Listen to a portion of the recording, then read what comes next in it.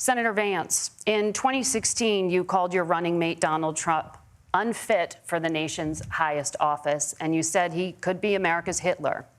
I know you've been asked many times, and you've said you regret those comments and explained you then voted for Donald Trump in 2020. But the Washington Post reported new messages last week in which you also disparaged Trump's economic record while he was president, writing to someone in 2020, quote, "Trump thoroughly failed to deliver his economic populism." You're now his running mate, and you've shifted many of your policy stances to align with his.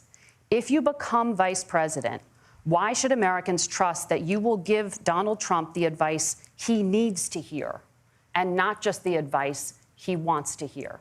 You have 2 minutes. Well, first of all, Margaret, because I've always been open. And sometimes, of course, I've disagreed with the president, but I've also been extremely open about the fact that I was wrong about Donald Trump.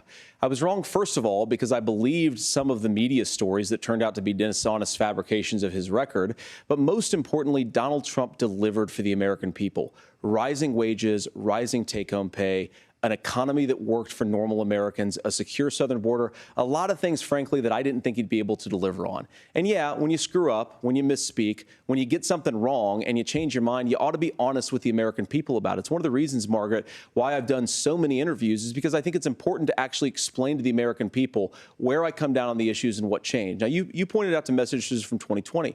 Margaret, I've been extremely consistent that I think there were a lot of things that we could have done better in the Trump administration the first round if Congress was doing its job. I strongly believe, and I've been a United States Senator, that Congress is not just a high-class debating society. It's not just a forum for senators and congressmen to whine about problems. It's a forum to govern. So there were a lot of things on the border, on tariffs, for example, where I think that we could have done so much more if the Republican Congress and the Democrats in Congress had been a little bit better about how they govern the country. They were so obsessed with impeaching Donald Trump, they couldn't actually govern. And I want to talk about this tariff issue in particular, Margaret, because Tim just accused this of being a national sales tax. Look, the one thing, and you're probably surprised to hear me praising Joe Biden, but the one thing that Joe Biden did is he continued some of the Trump tariffs that protected American manufacturing jobs. And it's the one issue, the most pro-worker part of the Biden administration, it's the one issue where Kamala Harris has run away from Joe Biden's record.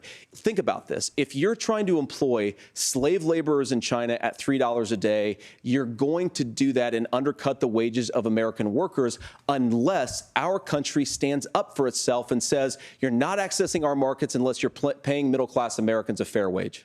Senator, your time is up.